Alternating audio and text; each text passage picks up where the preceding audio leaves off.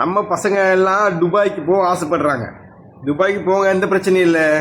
நாட்டு சிச்சுவேஷன் உங்களுக்கு எல்லாம் தெரியும். உலகத்தில் உள்ள சிச்சுவேஷன் எல்லாத்துக்கும் தெரியும்.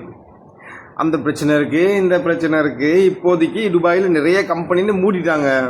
சில கம்பெனிகள் திறந்து இருந்தாலும் பழைய ஸ்டாஃபில் பாதி பேர் அனுப்பிட்டு பாதி பேரை வச்சு தான் வேலை செய்கிறானுங்க.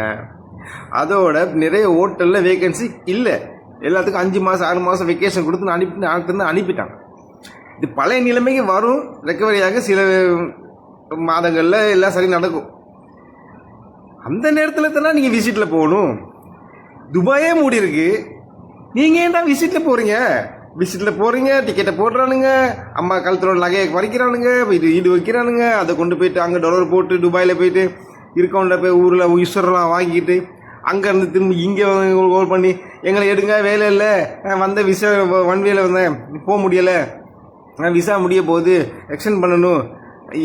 ஏன்டா இப்படி இருக்கீங்க? இவ்வளோ அறிவுள்ளையாடா உங்களுக்கு? என்னத்தை தான் நீங்களாம் இந்த உலகத்தில் ஃபோனை பார்க்குறீங்களா? ஃபோனில் என்னத்தை பார்க்குறீங்களோ யாருக்கு தெரியும்? கொஞ்சம் மூளையும் உள்ளுக்கு இருக்குது, அதுக்கும் கொஞ்சம் வேலை கொடுங்கடா.